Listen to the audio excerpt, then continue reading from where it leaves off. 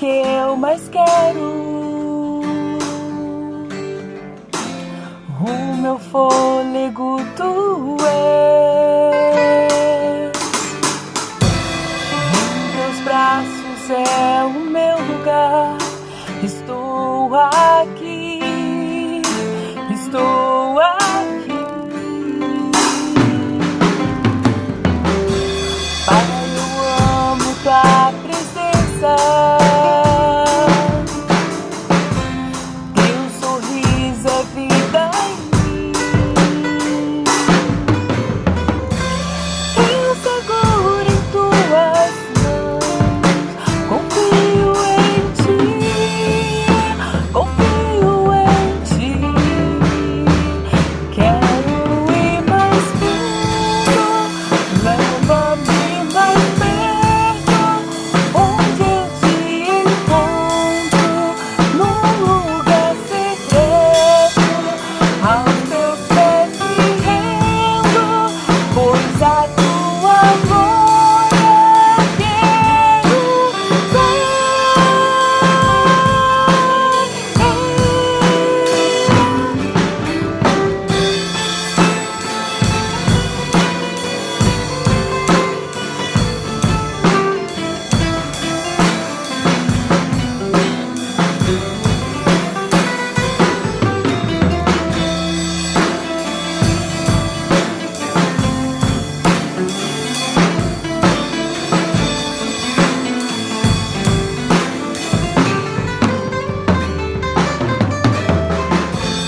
Pai, eu amo tua presença. Teu sorriso é vida em mim. Eu seguro em tuas mãos, confio em ti, confio em ti. Quero ir mais fundo, leva-me mais perto, onde eu te encontro, num lugar secreto, aos teus pés me rendo, pois a tua glória quero ver.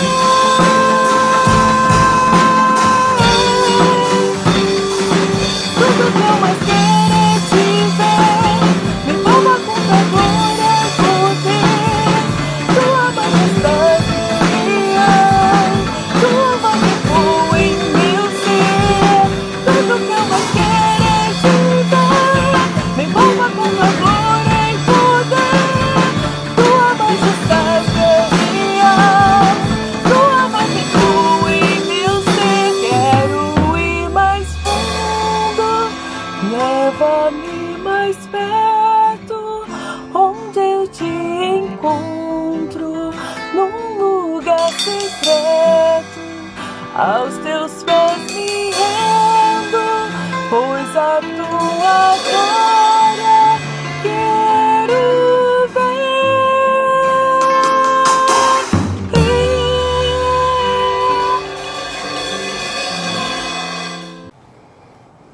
Amém, amém. Boa noite para você que está conectado conosco nessa hora, através das redes sociais. É uma alegria poder ter você conosco. Sinta-se à vontade. Essa é a primeira igreja presbiteriana independente de Assis. E nós estamos então iniciando o nosso culto de adoração ao Senhor. E eu convido você a fechar os seus olhos para que nós possamos orar buscando a presença de Deus.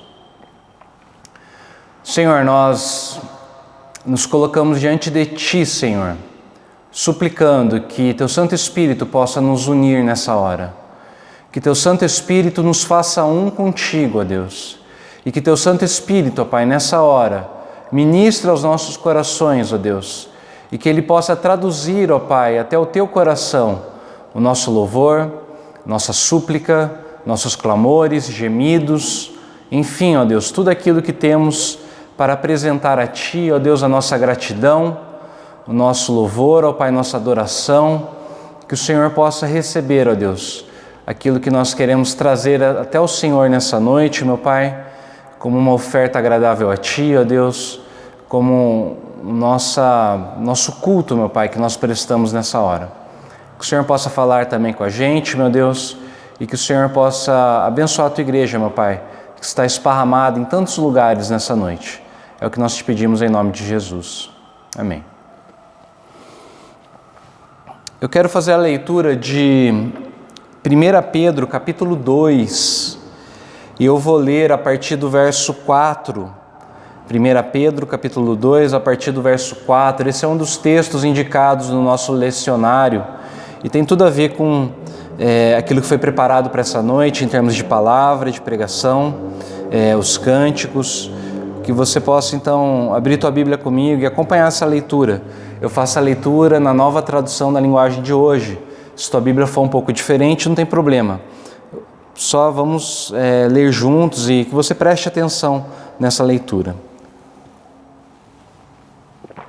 Assim diz a palavra do Senhor.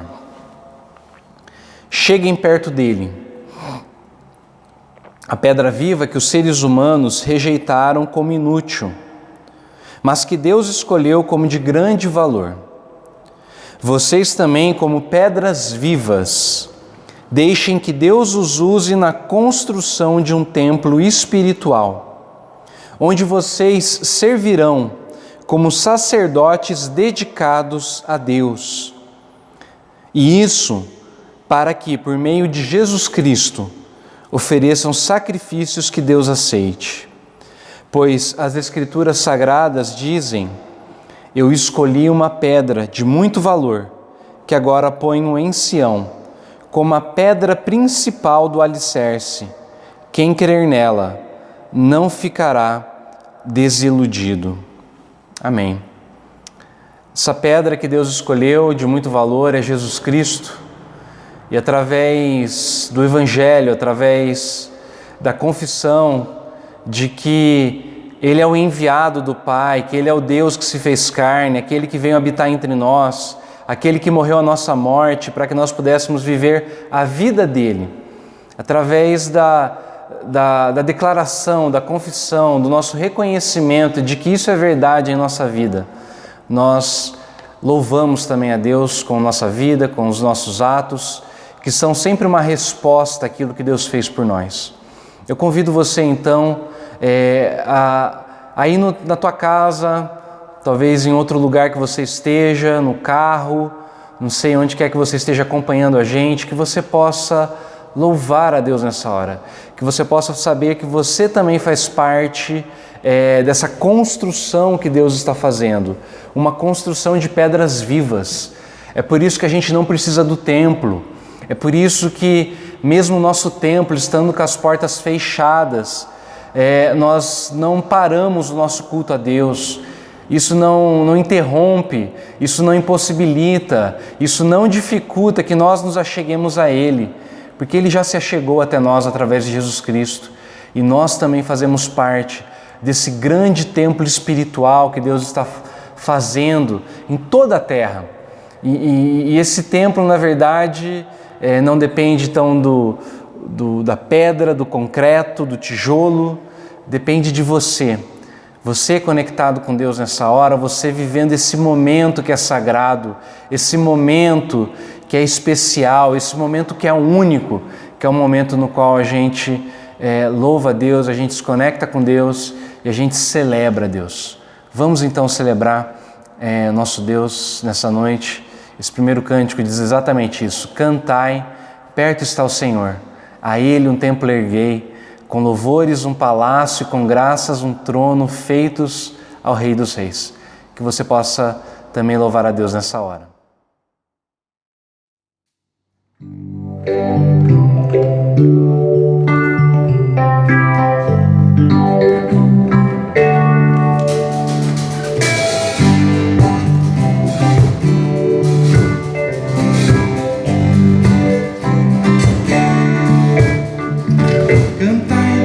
Está o Senhor, a Ele um templo erguei, por um palácio com graças um trono, feitos ao Rei dos Reis. Cantai uma canção, eterno é seu amor, quando a louvor se enche no templo do Senhor. Louvai a Deus aqui.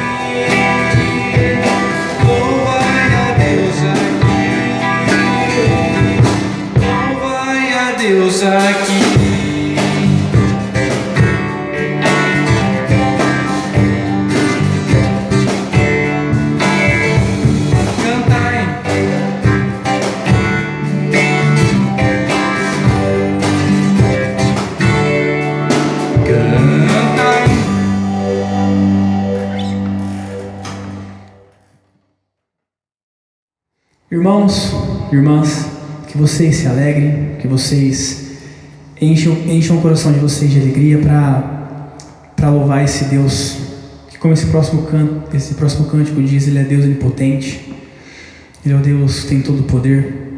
Que você possa se lembrar que esse Deus, Ele está no controle de tudo, que mesmo com essa situação perante os nossos olhos, mesmo que tudo pareça estar sem controle, sem direção, meu irmão, que você creia que Ele está no controle, que Ele está à frente e que Ele não vai nos abandonar, irmão. Então enche o teu coração de alegria, continue louvando e adorando o nome do Senhor Deus junto conosco. Amém.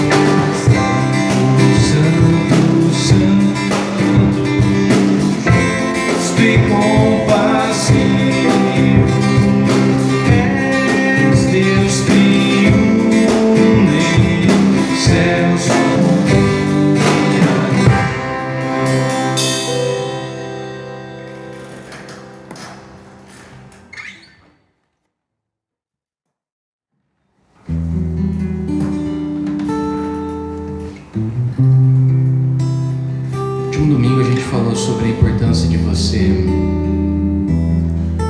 cultivar tempo na presença de Jesus. Você simplesmente estar com Ele nessa oração que não é uma oração de pedido, não é uma oração de buscar coisas de Deus, mas uma oração na qual a gente simplesmente fica na presença de Deus. Se você praticou, até se você não conseguiu praticar, meu convite nessa noite é que durante essa música você sinta a presença de Deus, que você busque a presença de Deus, que você se coloque diante dele, não desejando nada dele, mas simplesmente para estar com ele, para desfrutar de quem ele é na tua vida. Que você possa buscar Deus essa noite.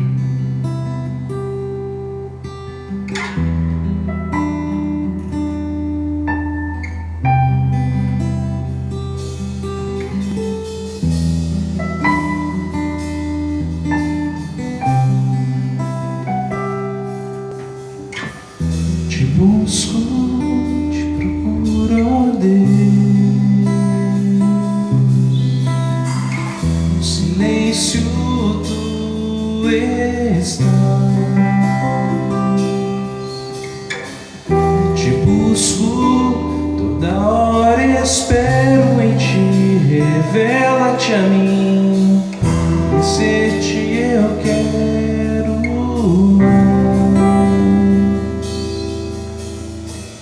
Senhor, te quero, quero ouvir tua voz. Senhor, te quero,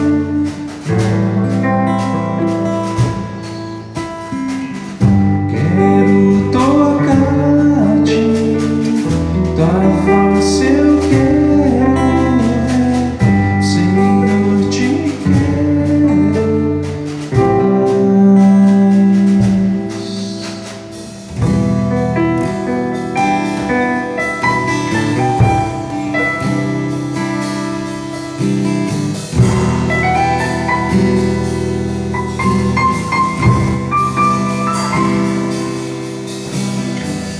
Seguindo para o alvo eu vou,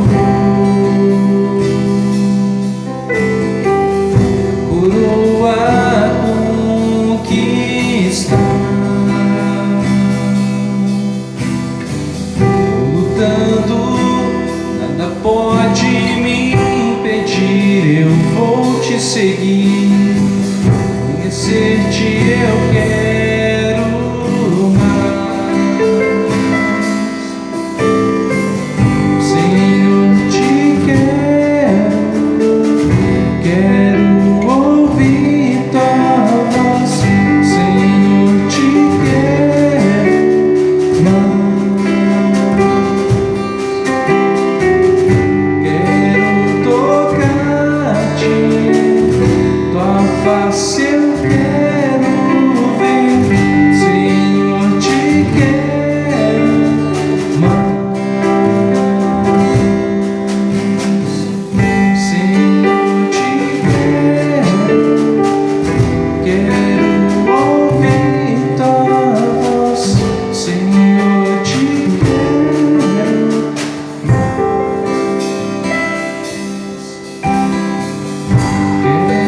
tocar-te, tua face eu quero ver.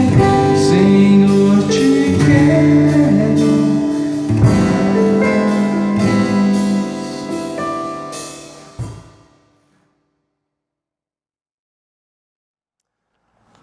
Amém. Nós queremos de fato Deus conosco, e a maneira que Ele escolheu para falar conosco é através da palavra.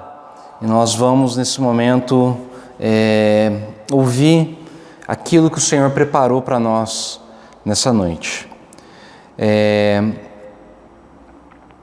Nós começamos desde domingo passado uma nova série de mensagens, Menos é Mais. Irmãos, essa série tem surgido, na verdade, da reflexão que eu tenho feito a partir desse momento de isolamento que nós estamos vivendo. O isolamento, ele trouxe à tona um problema grave que prejudica a nossa vida e que, embora pareça ser algo simplesmente da esfera da vida secular, da vida cotidiana, do nosso dia a dia corriqueiro, na verdade é uma falha da nossa espiritualidade. e um dos fatores que compõem a nossa saúde emocional.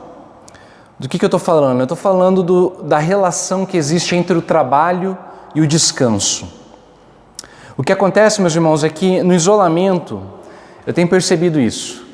Você está em casa, mas não consegue simplesmente relaxar, descansar, ter aquele tempo assim de desligar, né? Porque existem muitas coisas a serem feitas dentro da casa. Você está trabalhando, mas ao mesmo tempo você também não consegue desenvolver o teu trabalho de uma maneira plena, de uma maneira completa, como você costuma fazer no teu dia a dia, porque trabalhando em casa, existem uma série de outras coisas a serem feitas que acabam concorrendo com a nossa atenção, com o nosso foco e com aquilo que a gente precisa fazer. Eu creio, meus irmãos, que na verdade essa essa situação da falta de limite, a falta de um limite claro entre o trabalho e o descanso, não é provocado pelo isolamento social. Isso já vinha acontecendo há muito tempo. O que o isolamento fez foi amplificar. O que ele fez foi trazer à tona algo que estava ali abaixo da superfície que a gente não enxergava ou não percebia, ou então a gente não queria tratar, mas isso está se mostrando cada vez mais necessário, que nós realmente gastemos tempo pensando nisso. Tendo isso em mente, então, eu quero pensar e refletir com você sobre o seguinte tema: fazer menos para ser mais. Fazer menos para ser mais. E o texto da nossa reflexão, ele se encontra em Levíticos, capítulo 25, do verso 1 ao 24. Levíticos 25, de 1 a 24. Diz assim: O Senhor Deus falou com Moisés no monte Sinai e mandou que ele desse ao povo de Israel as seguintes leis: Quando vocês entrarem na terra que o Senhor lhes vai dar, deixem que de 7 em 7 anos a terra descanse em honra do Senhor. Durante 6 anos semeiem os seus campos, podem as parreiras e colham as uvas, mas o 7º ano será um ano de descanso sagrado para a terra, um descanso dedicado a Deus, o Senhor. Nesse ano, ninguém semeará o seu campo, nem podará as suas parreiras. Ninguém colherá o trigo que crescer por si mesmo, nem podará as carreiras, nem colherá as uvas. Será um ano de descanso completo para a terra. Os campos não serão semeados, mas mesmo assim produzirão bastante para alimentar todos os israelitas, os seus escravos e as suas escravas, os seus empregados, os estrangeiros que vivem no meio do povo, também os animais domésticos e os animais selvagens. Tudo que a terra produzir servirá de alimento.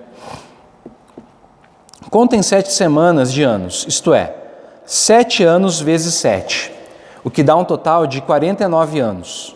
Então, no dia 10 do 7º mês, que é o dia do perdão, mandem um homem tocar trombeta por todo o país, pois esse ano que vem, depois de cada 49 anos, é o ano sagrado da libertação, em que vocês anunciarão liberdade a todos os moradores do país. Nesse ano, todos os que tiverem sido vendidos como escravos voltarão livres para suas famílias. E todos os campos que tiverem sido vendidos voltarão a pertencer ao primeiro dono. Nesse ano, ninguém semeará os seus campos, nem colherá o trigo que crescer por si mesmo, nem podará as parreiras, nem colherá as uvas, pois o ano da libertação é sagrado para o povo, e nele todos se alimentarão, somente daquilo que a terra produzir por si mesma. No ano da libertação, todas as terras que tiverem sido vendidas voltarão a pertencer ao primeiro dono. Na venda ou na compra de terras, não explorem os outros. O preço será calculado na base do ano da libertação, pois o que se vende não são de fato as terras, mas as colheitas que elas produzem. Portanto, o comprador descontará o preço, o número de colheitas desde o último ano da libertação, E o vendedor calculará o preço na base dos anos de colheita que ainda faltam até o seguinte ano da libertação. Se ainda forem muitos anos, o preço subirá. Se forem poucos, o preço baixará. Que ninguém explore os outros, que todos temam a Deus, pois Ele é o Senhor nosso Deus. Obedeçam a todas as leis e mandamentos de Deus, para que vivam em segurança na terra que vai ser de vocês. Ela produzirá as suas colheitas. Haverá bastante comida para todos e todos viverão em segurança. Mas alguém é capaz de perguntar: como é que haverá comida durante o 7º ano, quando ninguém vai semear nem fazer a colheita? A resposta é que Deus abençoará a terra, e no 6º ano ela produzirá colheitas que serão suficientes para 3 anos. Quando vocês semearem os seus campos, no 8º ano estarão comendo daquilo que colheram no 6º ano, e haverá bastante para comerem até a colheita do 9º ano. A terra é de Deus, portanto ela não será para sempre daquele que a comprar. Deus é o dono dela, e para Ele nós somos estrangeiros que moram por um pouco de tempo na terra dele. Assim, quando um terreno for vendido, o seu antigo dono será o primeiro a ter o direito de tornar a comprá-lo. Essa é a palavra de Deus. Vamos orar mais uma vez? Pai, Tua palavra foi lida, eu peço que Teu Santo Espírito possa esclarecê-la dentro dos nossos corações, em nome de Jesus. Amém.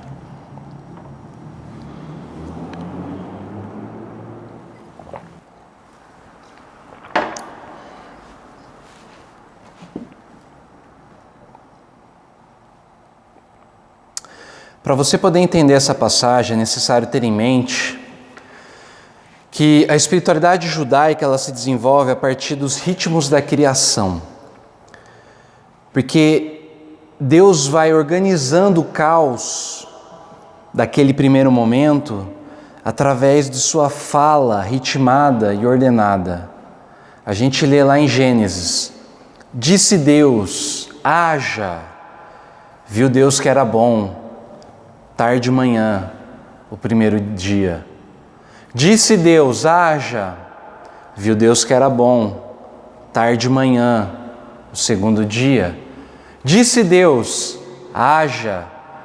Viu Deus que era bom, tarde e manhã, o terceiro dia. Até que no 7º dia o ritmo é quebrado. Viu Deus tudo quanto havia feito e eis que era tudo muito bom. Então descansou Deus de todo o trabalho que havia feito. É exatamente esse ritmo de trabalho e descanso, tarde e manhã, que vai estabelecer o fundamento da espiritualidade judaica.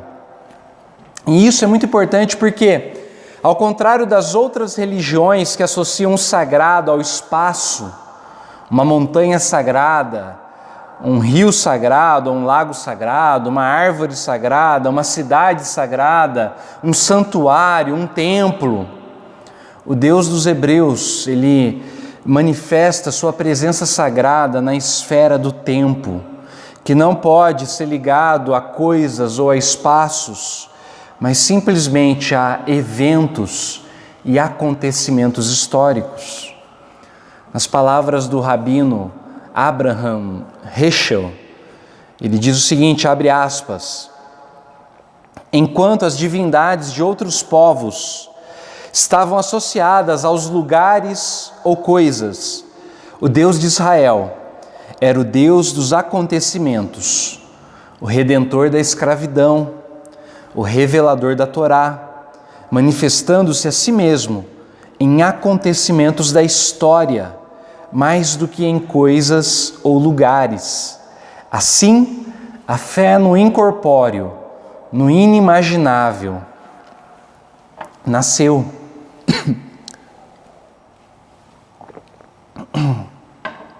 O rabino continua dizendo o seguinte: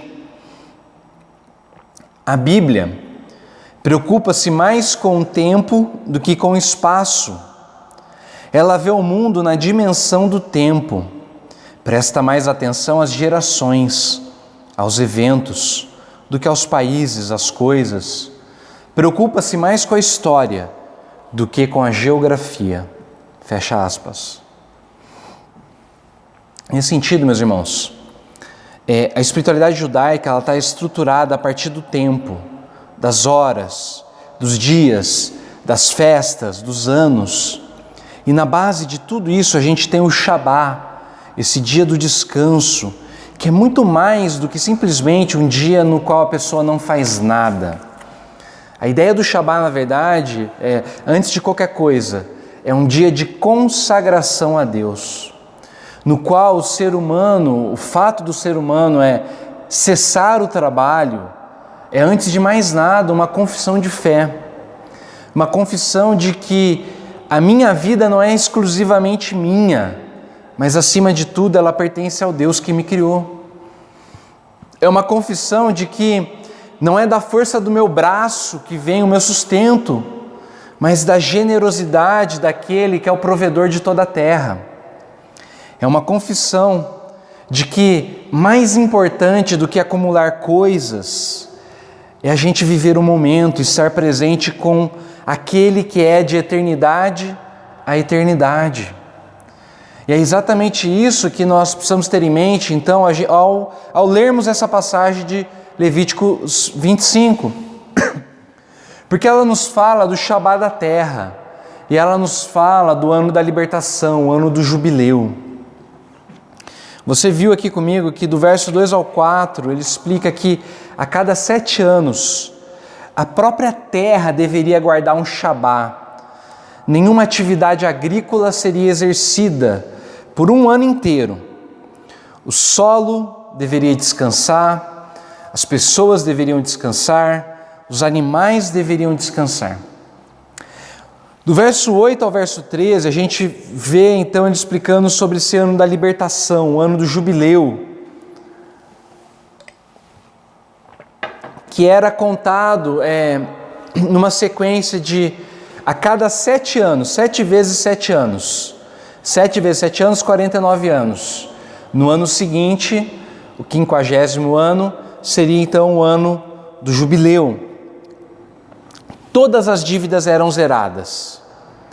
As terras, as heranças, elas voltavam para as famílias de origem. Ou seja, sabe o que significava, meus irmãos?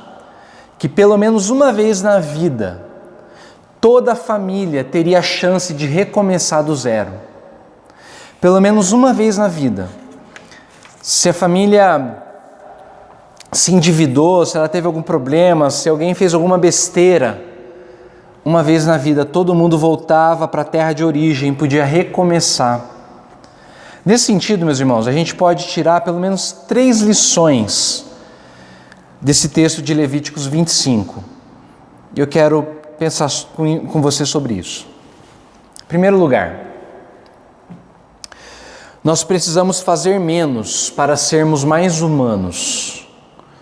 Precisamos fazer menos para sermos mais humanos.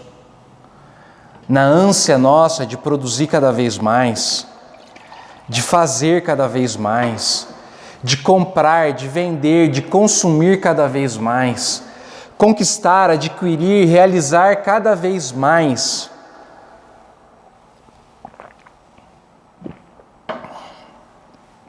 a gente corre um sério risco de transformar as pessoas e o próprio meio ambiente em coisas, em objetos, em matéria que pode ser manipulada, que pode ser forjada, que pode ser mexida, remexida, quebrada, refeita, que pode ser consumida e descartada, de acordo com a nossa vontade, de acordo com a voracidade dos nossos desejos egoístas. Nesse sentido, meus irmãos, os anos sabáticos nos quais a atividade agrícola cessava, no reconhecimento de que até o solo precisava de um tempo para poder recuperar a força nutritiva dele, o fazer menos, o não plantar, o não colher, não cultivar, não trabalhar, era uma anti-atividade extremamente humanizadora, que tinha o objetivo de treinar a percepção do povo de Deus de que a vida deles, a vida dos trabalhadores, a vida dos animais, do próprio meio ambiente que os cercava, era sagrada e ela precisava ser preservada.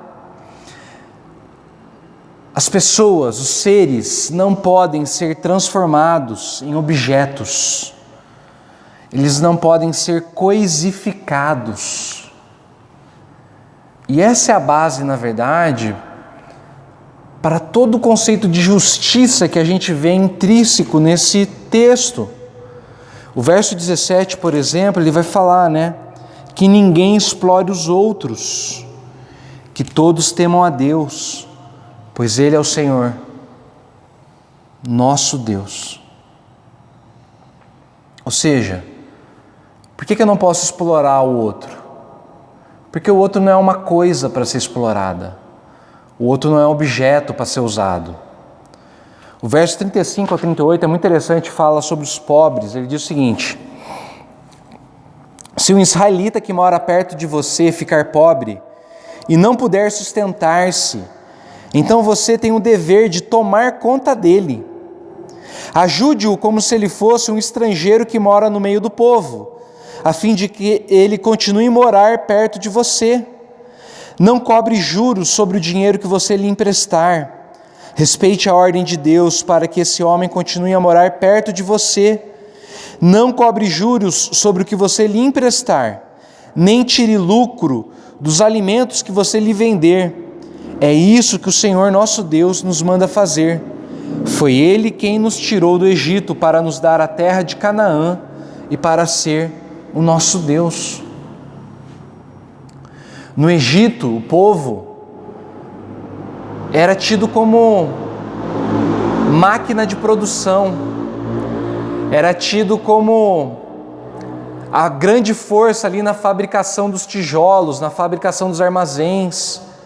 Eles eram nada mais do que objetos a serem usados pelos egípcios. E Deus tira eles dessa situação de escravidão.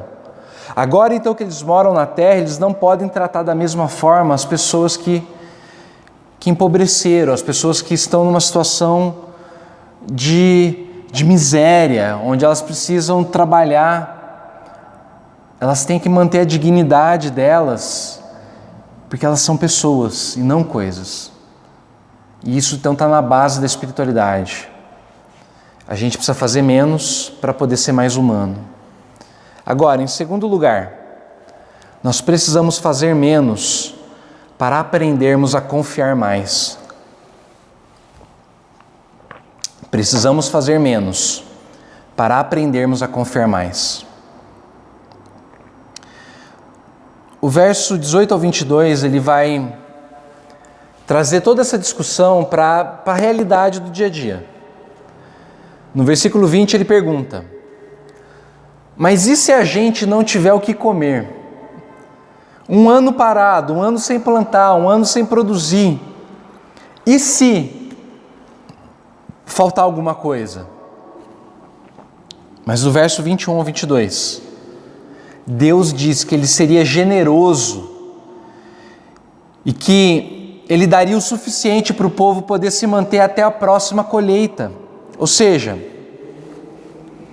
é na obediência do não fazer nada que o povo provava para Deus que de fato confiava na sabedoria de Deus. Teve um teólogo alemão chamado Karl Barth que ele dizia o seguinte: o fim das possibilidades humanas pressupõe claramente as possibilidades de Deus. O fim das possibilidades humanas pressupõe claramente as possibilidades de Deus. Em outras palavras, aceitar a necessidade de um tempo de descanso glorifica a Deus, porque pressupõe que eu só posso cessar a atividade se eu for capaz de confiar a minha vida aos cuidados de Deus. Assim, o ato de descanso, o ato de não fazer nada, ele se torna uma atitude de entrega, um sacrifício de aroma suave, que diz que nós podemos nos render à sabedoria de Deus, porque além de poderoso para fazer tudo aquilo que Ele prometeu, Ele ainda é bom. Aquele ou aquela que não consegue cessar sua atividade, que não consegue sossegar e descansar, até perdendo o sono muitas vezes, demonstra que no fundo acredita que tudo depende de si mesmo. Por isso não consegue confiar em Deus. O próprio sono é uma entrega. A própria atitude de você dormir, de você parar tudo e deitar a cabeça no travesseiro, tem que ser uma entrega. E se a gente não consegue fazer isso, é porque a gente não confia em Deus. É porque a gente tem dificuldade de saber que Ele de fato vai fazer aquilo que Ele prometeu. É por isso então que a gente precisa fazer menos para poder aprender a confiar mais. Agora, em terceiro lugar, precisamos fazer menos para adorarmos mais. Precisamos fazer menos para adorarmos mais. O verso 23 ao 24 vai dizer que a terra, na verdade, ela era propriedade de Deus. Ela estava apenas emprestada para os israelitas. Ou seja, o povo de Deus, ele é inquilino na terra. Dessa forma, todo o trabalho é entendido como mordomia. O mordomo na antiguidade, meu irmão, ele era um administrador. Ele administrava as posses do Senhor, podendo sim usufruir de tudo aquilo que o Senhor tinha, de todos os benefícios que vinha das coisas do Senhor. Mas em nenhum momento o mordomo poderia pensar ou achar que ele era o dono das coisas. O maior exemplo que a gente tem de mordomia na Bíblia, eu acho que é José do Egito. Ele se torna mordomo na casa de Potifar, depois uma espécie de mordomo na prisão e por fim o mordomo de todo o país do Egito. Ele foi um grande administrador. E o objetivo, meus irmãos, do mordomo, na antiguidade, era agradar o seu senhor através de uma boa administração. É isso que fica muito claro, por exemplo, na parábola que Jesus conta dos talentos, que um rei sai, ele chama os seus servos. Para um ele dá 5 talentos, para outro 2 e para outro 1. E cada um deles então tem a obrigação de trabalhar aqueles talentos, aquelas moedas, né? Aquela quantidade de dinheiro para poder depois apresentar ao seu senhor. Portanto, ao reconhecer que Deus é o verdadeiro dono da terra, como diz o verso 23, e que no ano da libertação, o ano do jubileu, ela poderia ser resgatada, ela poderia voltar para a família de origem, os israelitas reconheciam que aquilo que eles produziam, o trabalho deles, só era possível porque Deus havia permitido, porque Deus havia dado a terra, porque Deus havia colocado eles naquela terra. E esse reconhecimento de que tudo que nós temos, tudo que nós fazemos, tudo que somos, vem de Deus, isso é o que a Bíblia chama, meu irmão, minha irmã, de adoração. Porque dele, por ele e para ele são todas as coisas, diz o apóstolo Paulo. Às vezes, de tempos em tempos, é necessário a gente parar o nosso trabalho, dar um passo para trás, como Deus fez no 7º dia. Olhar aquilo que a gente fez, observar, contemplar e se regozijar. Dizer, está muito bom. Essa atitude, meu irmão, de regozijo no trabalho, é a adoração que brota do contentamento. Pensa bem, Deus sendo infinito em poder, em criatividade, em possibilidades, Ele poderia talvez nunca ter parado de criar. Mas no 7º dia, quando Ele para descansar, quando Ele para contemplar, quer dizer que Ele estava se contentando com aquilo que ele havia feito, ele estava se regozijando naquilo que ele havia feito, ele estava curtindo aquilo que ele tinha feito. Enfim, como é que tudo isso se aplica, se relaciona com você hoje? O povo de Israel deveria respeitar esses períodos de descanso, a fim de se tornarem mais humanos, a fim de aprenderem a confiar mais em Deus e para poderem adorar mais a Deus pela mordomia do trabalho deles. Eles deveriam, mas eles não conseguiram fazer isso. Eles não respeitaram esses períodos de descanso, até que Deus obrigou eles a pararem tudo através de uma calamidade, que foi o exílio da Babilônia. Eu tenho pregado, eu preguei bastante na última série nossa, Esperança em Tempos de Incerteza e Medo. Eu fiz vários paralelos sobre a situação que a gente vive hoje, o exílio que o povo viveu na Babilônia, como um tempo de dificuldade, um tempo de aflição, um tempo de provação, um tempo de angústia, um tempo de choro. E é interessante aquilo que a Bíblia diz sobre o exílio. Lá em 2 Crônicas, capítulo 36, verso 21, diz o seguinte, 2 Crônicas 36, 21. Assim se cumpriu o que o Senhor Deus tinha dito pelo profeta Jeremias. O país ficará em ruínas 70 anos, e durante todo esse tempo, a terra vai guardar os seus sábados e descansar. A terra ficou 70 anos destruída, arruinada, devastada, mas foi nesse tempo que ela cumpriu os seus sábados de descanso.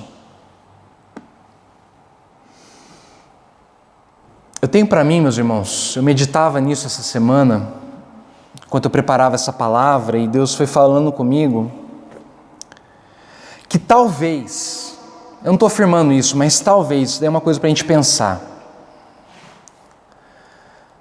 Deus está usando essa doença, essa pandemia, para sinalizar para a gente que de tempos em tempos é necessário a gente parar.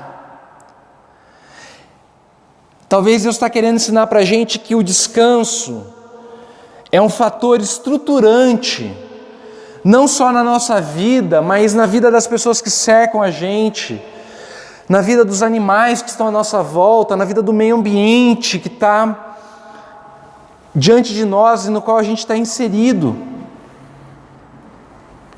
Sem esse tempo de não fazer, no qual não se busca nada, no qual nós somos chamados a simplesmente sermos e estarmos, sem esse tempo para parar, a fim de simplesmente existir, o outro se transforma em coisa, o outro se transforma em objeto, em utensílio, que é usado e jogado fora. Sem essa pausa na produção, eu passo a confiar simplesmente na minha própria mão, na capacidade minha de trabalho, na minha inteligência, na minha sabedoria, naquilo que eu consigo fazer, e eu mesmo acabo me transformando num objeto, numa máquina. Eu acabo me coisificando. Sem esse reconhecer de que tudo pertence a Ele e vem dEle, eu posso passar a me achar dono de tudo.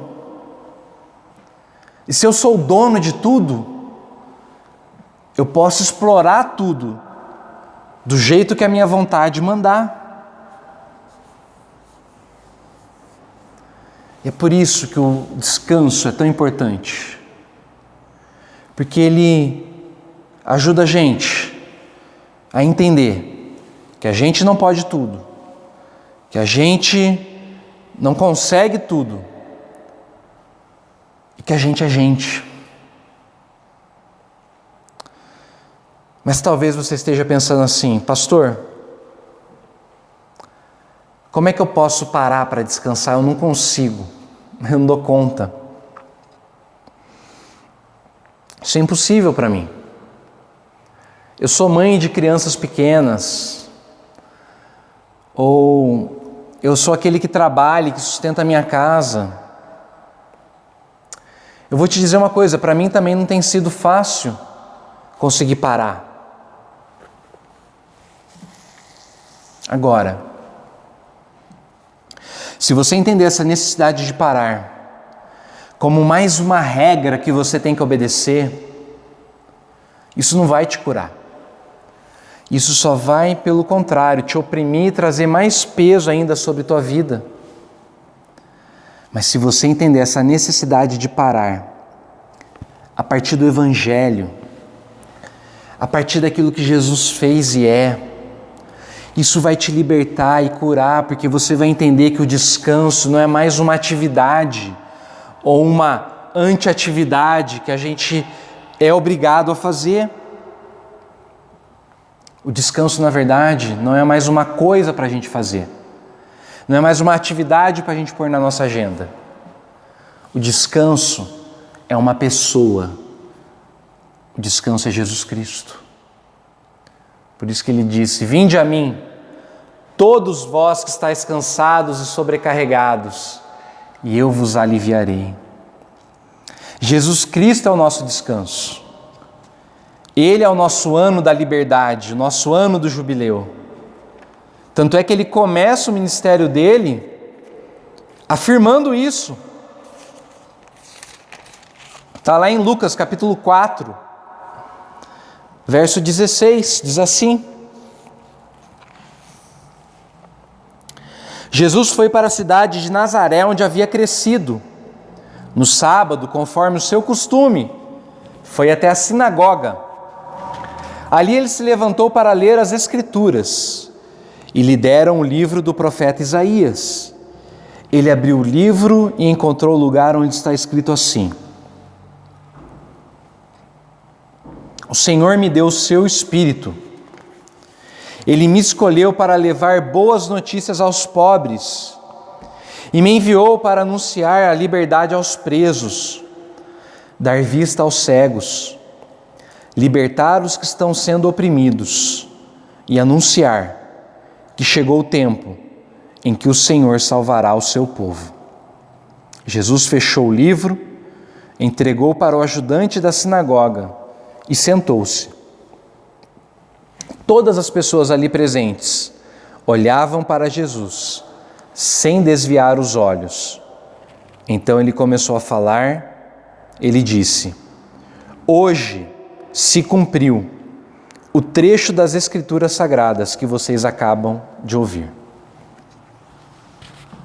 Que trecho é esse que Jesus lê?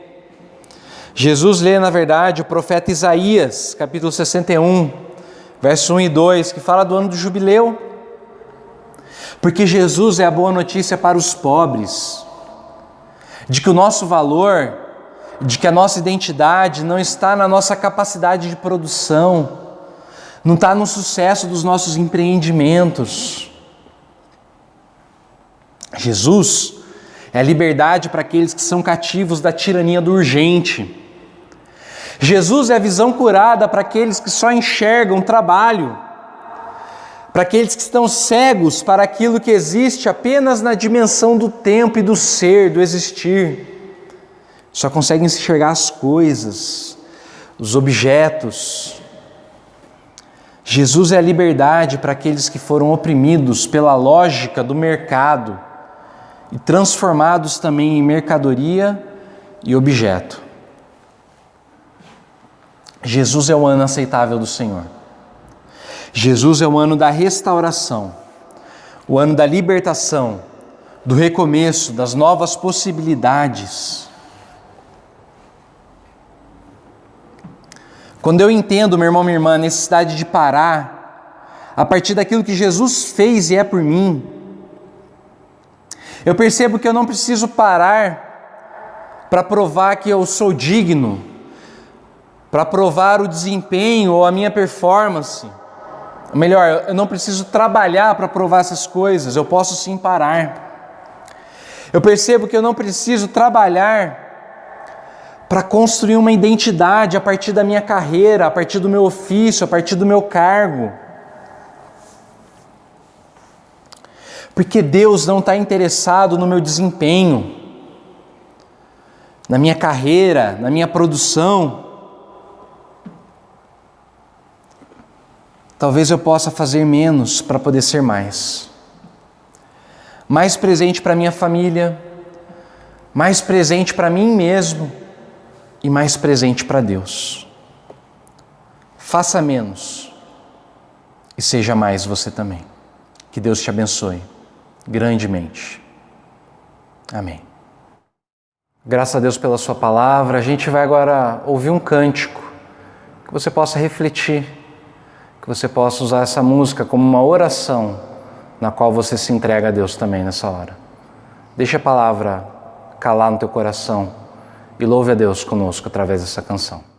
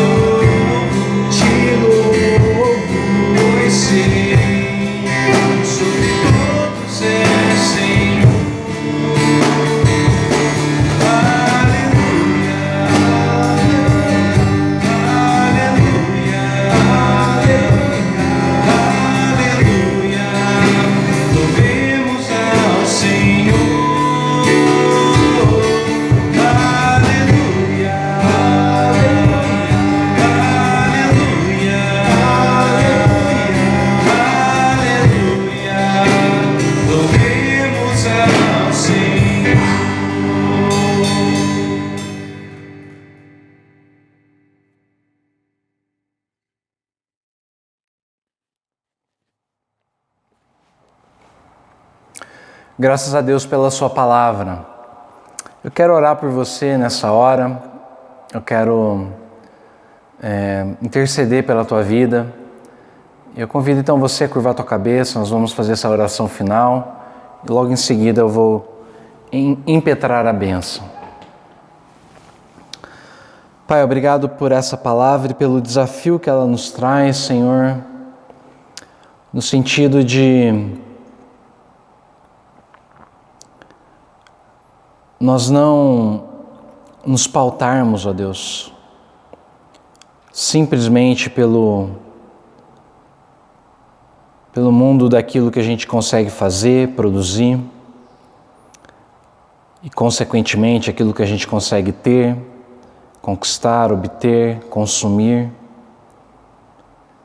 Existe um reino que é o reino do tempo, o reino onde o Senhor existe, onde o Senhor é, de eternidade a eternidade. Um reino no qual a única possibilidade é ser. Que possamos ser, ó Deus, que aprendamos a ser, meu Pai. Para que nossa vida nessa terra, nesse mundo tão bonito que o Senhor criou, possa trazer bênção, possa trazer cura, salvação, libertação, ó Deus, ao invés de simplesmente exploração, roubo, furto, morte, violência, como o ser humano tem feito, meu Pai, a si mesmo, aos demais seres, meu Pai, e ao meio ambiente de uma maneira geral. Cuida, Deus, daqueles que estão isolados, meu Pai, com dificuldade de saberem o seu tempo de descanso, ó Deus, o seu tempo de trabalho, que o Senhor possa nos dar essa clareza, ó Pai. Cuida daqueles, Senhor, que estão desempregados, meu Pai, que gostariam de estar trabalhando, ó Deus, e que talvez estejam até se sentindo menores, diminuídos, pelo fato de não estarem podendo trabalhar, meu Pai. Que eles saibam, ó Deus, que o valor deles não está naquilo que eles fazem, naquilo que eles produzem, mas naquilo que eles de fato são. E que eles aprendam, meu Pai, que o Senhor cuida dos pássaros, cuida das flores, ó Deus. O Senhor sabe de tudo aquilo que a gente precisa. E o Senhor há de suprir, ó Deus, e há de nos dar tudo aquilo que a gente necessita. Que teu povo seja generoso, ó Deus, que teu povo seja o grande agente, meu Pai, de sustentação, ó Deus, dos irmãos, meu Pai, e daqueles que sofrem, ó Deus, nesse momento de desemprego, nesse momento de escassez, meu Deus.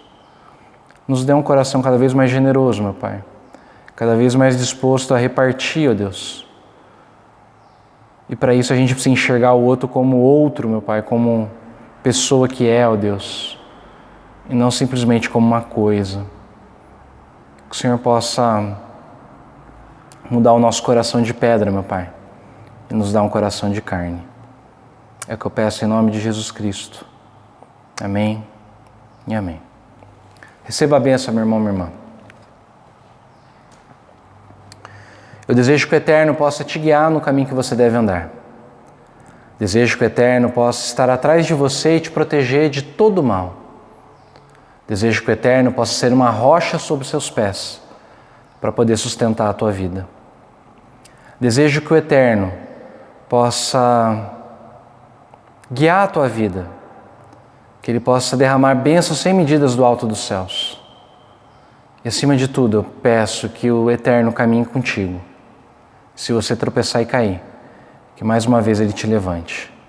Com o amor do Pai, a comunhão do Filho e o consolo do Espírito permaneçam conosco e com todo o povo de Deus em toda a terra, hoje e por todo sempre. Amém.